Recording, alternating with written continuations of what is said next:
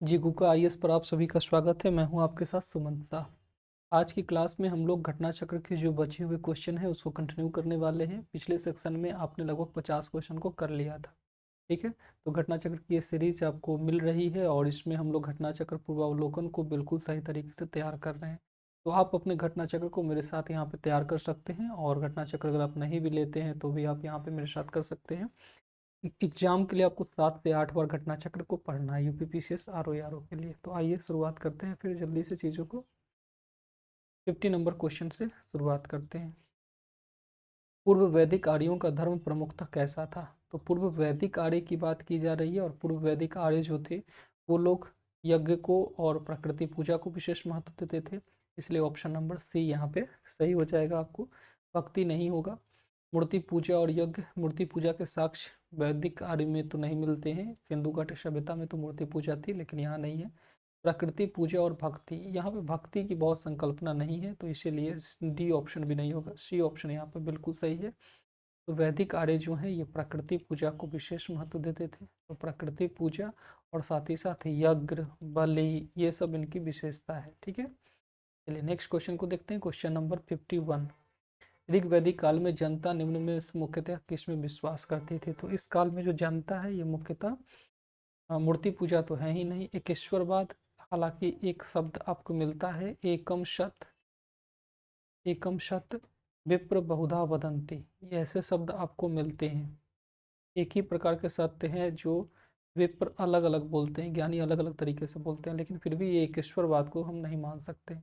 देवी पूजा थोड़े बहुत हैं, लेकिन फिर भी हम देवी पूजा के लिए इसमें मुख्यतया विश्वास के अंतर्गत नहीं रखते। बलि और कर्मकांड जब मौजूद है तो डी ऑप्शन सबसे करेक्ट होगा। तो 51 का डी ऑप्शन सबसे ज़्यादा सही है आपके। तो ऋग वैदिक काल में लोग प्रकृति की शक्तियों, वैदिक देवता एवं देवियों की प्रार्थना यज्ञ में विश्वास करते थे। ठीक है, क्वेश्चन नंबर 52। प्रसिद्ध 10 राजाओं का युद्ध किस नदी के तट पर लड़ा गया था? 10 राजा का युद्ध ऋग वैदिक काल में काफी महत्वपूर्ण है। ये पुरुषनी यानी रावी नदी के किनारे लड़ा गया था। तो डी ऑप्शन सही है। इसमें जो भरत कबीले का राजा सुदास था वो विजयी हुआ था। ठीक है, नेक्स्ट क्वेश्चन को देखिए। Question number 53। ऋग्वेद में उल्लिखित प्रसिद्ध 10 राजाओं का युद्ध किस नदी के तट के किनारे लड़ा गया था? तो पुरुषनी रावी ऑप्शन मौजूद है, तो 53 का ए सही उत्तर हो जाएगा। क्वेश्चन नंबर 54 देखिए जरा सा। निम्न में से किस नदी को ऋग्वेद में माते तमा, देवी तमा और नदी तमा, यानी माताओं में सबसे अच्छी, देवियों में सबसे अच्छी और नदियों में सबसे अच्छी, किस नदी को कहा गया? तो इसका उत्तर है सरस्वती नदी। पूरा याद कर डालिए, पूरा याद कर डालिए, बहुत महत्वपूर्ण है। नेक्स्ट क्वेश्चन है 55। उस जनजाति का नाम बतलाइए जो ऋग वैदिक आर्यों के पंचजन से संबंधित नहीं थे। तो ऋग वैदिक आर्यों के पंचजन से संबंधित नहीं है कि पूछा गया है। यदु हैं, पुरु हैं, कीकट हैं, नहीं कीकट नहीं है, तुर्बसु हैं।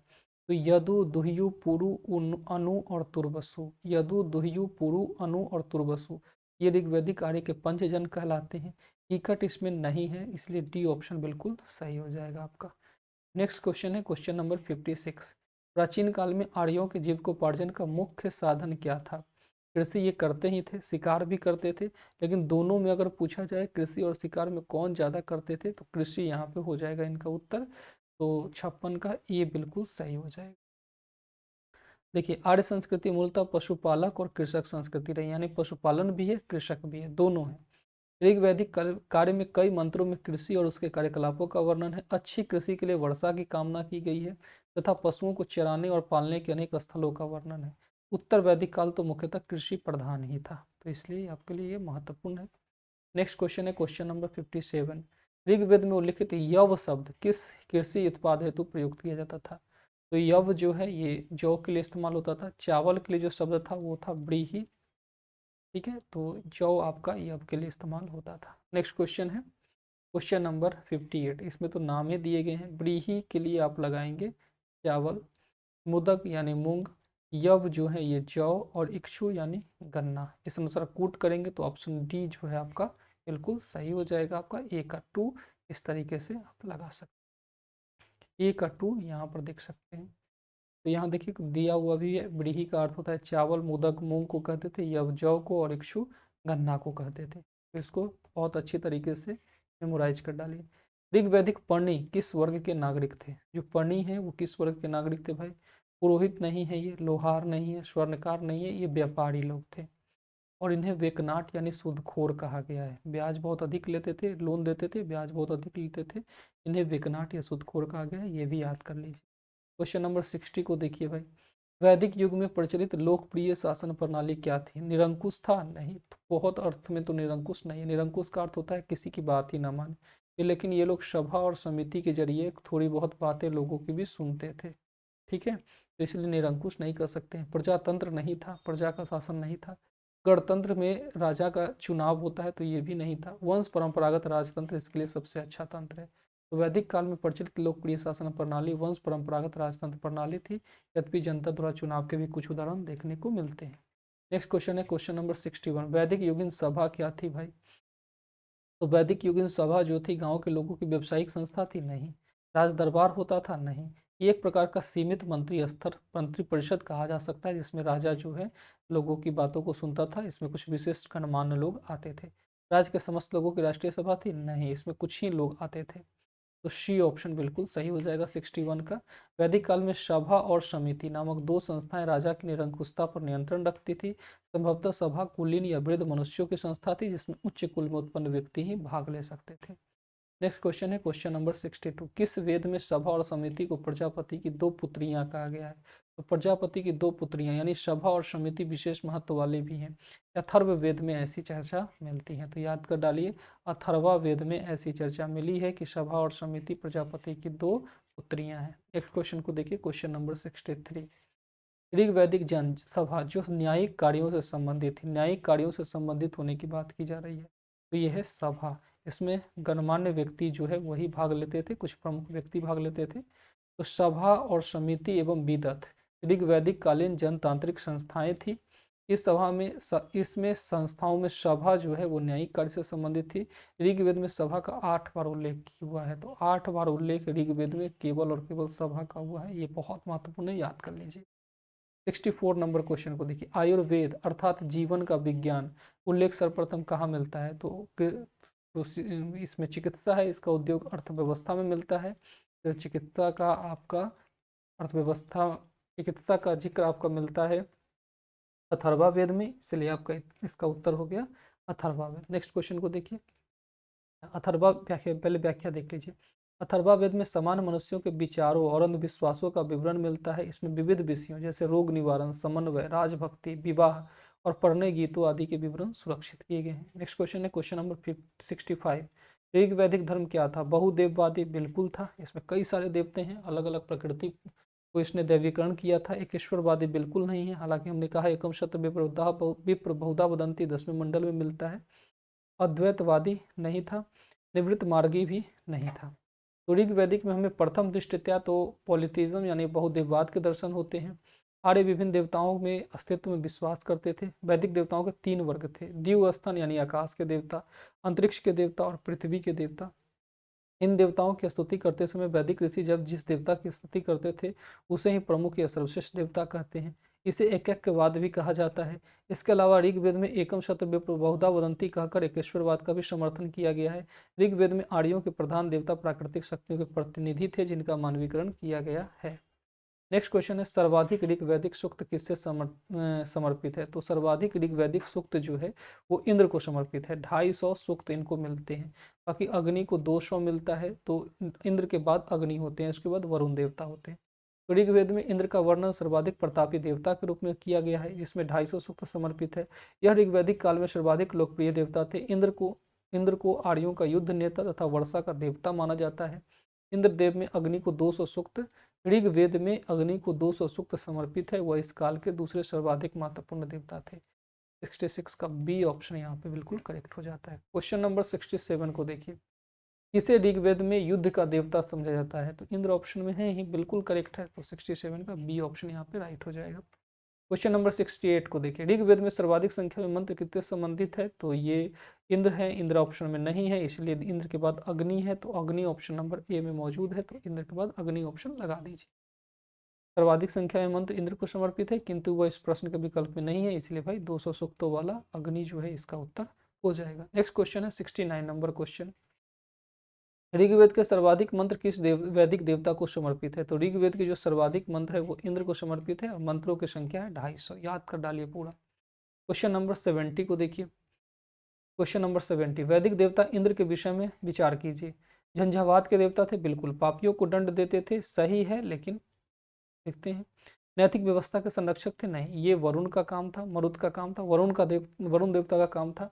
वर्षा के देवता थे, सही है। तो 1 2 4 ऑप्शन बिल्कुल सही है। 1 2 4 ऑप्शन कहाँ है, नहीं है, इसलिए 1 4 ऑप्शन को हम लोग कूट के अनुसार सही लगा देंगे, तो 70 का डी हो जाएगा। आइए व्याख्या देख लेते हैं। ऋग्वेद में इंद्र का वर्णन सर्वाधिक प्रतापी देवता के रूप में किया जाता है, जिसे 250 सूक्त किया गया है। यह ऋग्वैदिक काल में सर्वाधिक लोकप्रिय देवता था। इंद्र को आर्यों का युद्ध का नेता तथा वर्षा आंधी तूफान का देवता माना जाता है। इंद्र को वृत्तासुर हंता यानी वृत्तासुर नामक राक्षस का वध करने वाला, पुरभिद यानी किला को भेदने वाला, सुमापा यानी सोम का अत्यधिक पान करने वाला, सतकृत यानी 100 शक्तियों का स्वामी आदि नामों से जाना जाता है। नैतिक व्यवस्था का संरक्षक वरुण देवता को कहा गया है। इसके अतिरिक्त कुछ मंत्रों में पापियों को दंड देने के लिए इंद्र और सोम से प्रार्थना भी की गई है। तो भैया स्पष्ट है कि 1 2 4 सही है, विकल्प इसलिए 1 4 को लगा दिया गया है। नेक्स्ट क्वेश्चन है 71, कौन निम्नलिखित में पूर्व वैदिक आर्यों का सर्वाधिक लोकप्रिय देवता कौन था? तो पूर्व वैदिक पूछा है तो इंद्र उत्तर है, बाद में ब्रह्मा विष्णु महेश को विशेष महत्व दिया गया।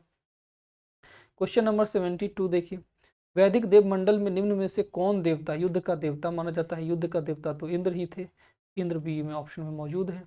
देखिए, ऋग्वैदिक कार्यों के सबसे महत्वपूर्ण एवं प्रतापी देवता इंद्र थे। इन्हें ऋग्वेद में विभिन्न नामों से पुकारा गया है। इन्हें पुरंदर अर्थात किला को तोड़ने वाला कहा गया है। वह युद्ध के नेता के रूप में चित्रित है। इंद्र को वृत्तासुर हंता यानी वृत्तासुर नामक राक्षस का वध करने वाला, पुरभिद यानी दुर्ग या किला तोड़ने वाला, सोमापा यानी शोभ का अत्यधिक पान करने वाला, सतकृति यानी 100 शक्तियों का स्वामी इत्यादि नामों से जाना जाता है। नेक्स्ट क्वेश्चन देखिए, 800 से 600 ईसा पूर्व का काल क्या कहलाता है? तो 800 से 600 ब्राह्मण युग कहलाता है, तो ऑप्शन ए सही है। बाकी जो आपका सूत्र समय सूत्र काल जो है ये 600 से और आपका 300 बीसी तक ये आपका सूत्र युग कहलाता है। तो 800 से 600 ब्राह्मण युग हो गया और सूत्र युग हो गया 600 से 300 बीसी। ठीक है, नेक्स्ट क्वेश्चन देखिए, 74, गायत्री मंत्र किस पुस्तक में मिलता है? तो ऋग्वेद के तीसरे मंडल में विश्वामित्र द्वारा रचित है, सूर्य देवता को समर्पित है, तो इसमें ऋग्वेद ऑप्शन मिल गया है आपका। 74 का सी बिल्कुल सही है। देखिए व्याख्या देखिए, गायत्री मंत्र ऋग्वेद में उल्लिखित है, इसके रचनाकार विश्वामित्र थे, यह सावित्री यानी सूर्य देवता को समर्पित है। यह मंत्र ऋग्वेद के तृतीय मंडल में वर्णित है। क्वेश्चन नंबर 75 को देखिए, गायत्री मंत्र के नाम से प्रसिद्ध मंत्र सर्वप्रथम किस ग्रंथ में मिलता है? तो ये ऋग्वेद में मिलता है। नेक्स्ट क्वेश्चन को देखिए, क्वेश्चन नंबर 76, गायत्री मंत्र की रचना किसने की थी? तो विश्वामित्र ने की थी, अभी अभी हमने जिक्र किया। नेक्स्ट है सर्ग, प्रतिसर्ग, वंश, मनवंतर और वंशानुचरित, ये किसके संकेतक है? तो ये पुराणों के संकेतक है। जो 5 प्रकार के पुराणों के विषय है, सर्ग, प्रतिसर्ग, वंश, मनवंतर और वंशानुचरित। सर्ग जो है ये सृष्टि का आदि पुराण है, इसमें बताया गया सृष्टि कैसे बनी है। प्रतिसर्ग प्रलय के बाद की पुनर्सृष्टि की बात है। वंश में देवताओं और ऋषियों के वंश वृक्षों का वर्णन है। मनवंतर में कल्पों के महायुग का वर्णन है। और वंशानुचरित पुराणों के वे अंग हैं जिनमें राजवंशों के बारे में बताया गया है, राजनीतिक अवस्थाओं, कक्षाओं और घटनाओं का वर्णन किया गया है। पुराणों की संख्या कितनी है? तो पुराणों की संख्या 18 है आपका। इसकी रचना जो है लोमहर्ष ऋषि और उनके पुत्र उग्रश्रवा द्वारा की गई है। तो लोमहर्ष ऋषि, लोमहर्ष और उग्रश्रवा उनके पुत्र, इन दोनों ने पुराणों का संकलन किया है, रचना नहीं संकलन किया है। ठीक है, नेक्स्ट क्वेश्चन है 79 नंबर क्वेश्चन, श्रीमद् भगवद गीता मौलिक रूप से किस भाषा में लिखी गई थी? तो भाषा यहाँ पूछा गया है, तो ये पाली भाषा में लिखी, संस्कृत भाषा में लिखी गई थी श्रीमद् भगवद गीता। श्रीमद् भगवद गीता मौलिक रूप से संस्कृत भाषा में लिखी गई थी। यह प्राचीन ग्रंथ महाभारत का ही एक भाग है। तो 18वां पर्व जो है जिसे भीष्म पर्व कहा जाता है, इसी भीष्म पर्व में आपका गीता जो है वो लिखा गया है। 18वां पर्व में 18वां पर्व 18वां भाग कीजिए, 18वां भाग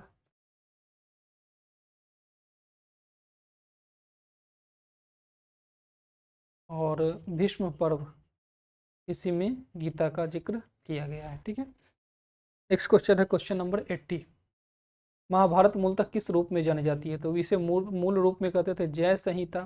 फिर इसका जो सेकेंड एडिशन आया, उसे हमने कहा भारत, और जो तीसरा एडिशन आया इसे कहा गया महाभारत या सप्तसाहित्री संहिता भी कहा जाता है। तो जय वाले में 8800 श्लोक थे, महाभारत में भारत में 24,000 श्लोक हो गए और महाभारत में 1 लाख प्लस श्लोक हो गए। आपसे पूछा गया मूल रूप में, तो मूल रूप में इसे हम लोग कहते थे जय संहिता। देखिए यहाँ लिखा भी है, महाभारत के प्रारंभिक रचना काल में 8800 श्लोक थे, इसे जय संहिता के नाम से जाना जाता था। महाभारत का दूसरा एडिशन भारत था, जिसमें 24,000 श्लोक हो गए। महाभारत में 1 लाख श्लोक वर्तमान में है। ये इसका अंतिम संस्करण है, जिसे सत सहस्त्री संहिता या महाभारत नाम दिया गया है। ठीक है, नेक्स्ट क्वेश्चन देखिए, क्वेश्चन नंबर 81। सत सहस्त्री संहिता उपनाम किस ग्रंथ का है? तो ये आपके महाभारत का नाम है। नेक्स्ट क्वेश्चन है क्वेश्चन नंबर 82। हिंदू पौराणिक कथा के अनुसार समुद्र मंथन हेतु किस सर्प ने रस्सी के रूप में स्वयं को प्रस्तुत किया था? तो वितरित नागराज वासुकी।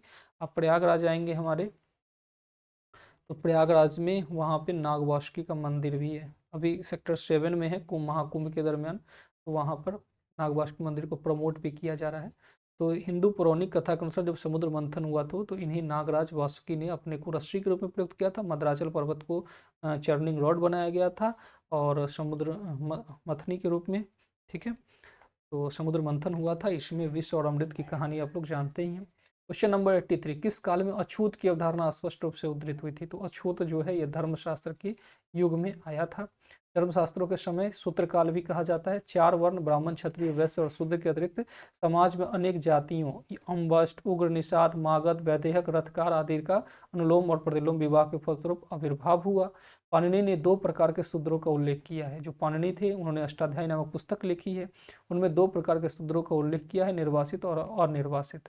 और इसमें जो निर्वासित लोग थे, इन्हें अस्पृश्य माना जाता था। और वर्तमान में जो है आर्टिकल 17 में छुआछूत का, अस्पृश्यता का उन्मूलन कर दिया गया है। ये बात आप ध्यान रखेंगे। Question number 84। सत्यमेव जयते शब्द किस उपनिषद से लिए गए हैं? तो सत्यमेव जयते शब्द जो है, ये मुंडक उपनिषद से लिए गए हैं। उपनिषद मोक्ष पर आधारित पुस्तक होती है, धर्म दर्शन पर आधारित होती है, और इसमें काफी सारे शब्द ऐसे लिए गए हैं। तो सत्यमेव जयते अर्थात सत्य की हमेशा विजय होती है, जो भारत के राज चिन्ह पर भी अंकित है। ये आपके मुंडक उपनिषद से लिए गए हैं। क्वेश्चन नंबर 85 वापस से है, सत्यमेव जयते, तो आप मुंडक उपनिषद लगाएंगे। नेक्स्ट क्वेश्चन है क्वेश्चन नंबर 86। भारतीय प्रतीक पर, नेशनल एम्ब्लेम पर उत्कीर्ण सत्यमेव जयते कहाँ से लिया गया है भाई? तो मुंडक उपनिषद से लिया गया है। नेक्स्ट है तमसो माँ ज्योतिर्गम्य, इसका कथन है? तो ये उपनिषदों का कथन है। अस्तो माँ सदगम्य, तमसो माँ ज्योतिर्गम्य, मृत्युर्माँ अमृतगम्य, 3 लाइन मिलते हैं। तो तमसो माँ ज्योतिर्गम्य यानी अंधकार से प्रकाश की ओर चले, उपनिषदों के शब्द है, और वो भी उपनिषद में बृहदारण्यक उपनिषद से ये शब्द लिया गया है। नेक्स्ट क्वेश्चन है क्वेश्चन नंबर 88।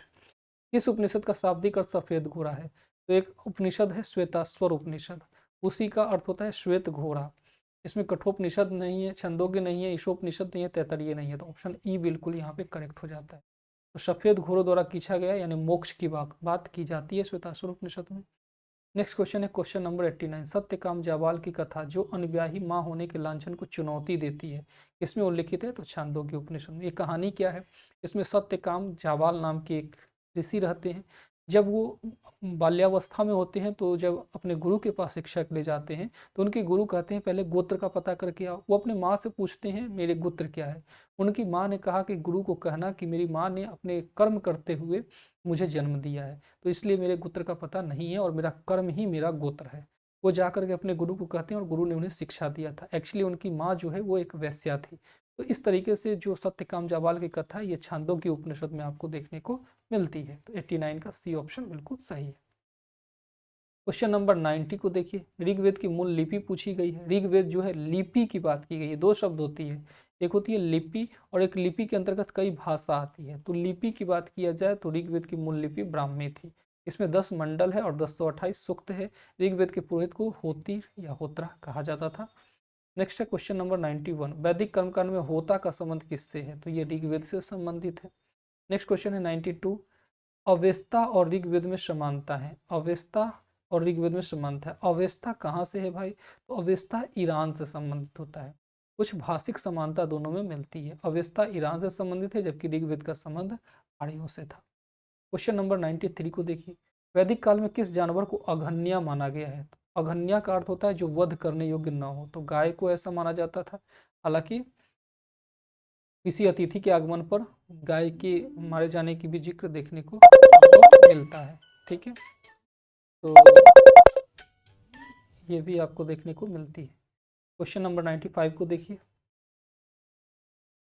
ऋग्वेद में कई परिच्छेदों में प्रयुक्त अघन्य शब्द किसके लिए संदर्भित है? तो गाय के लिए ये शब्द संदर्भित किया गया है। नेक्स्ट क्वेश्चन को देखिए, क्वेश्चन नंबर 96।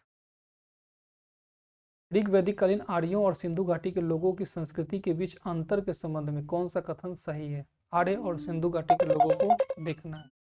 आर्य और सिंधु घाटी के लोगों को देखना है। ऋग वैदिक कालीन आर्य कवच और शिरस्त्राण का उपयोग करते थे, जबकि सिंधु घाटी की सभ्यता के लोगों में इनके उपयोग का कोई साक्ष्य नहीं मिलता है। सही बात है भाई।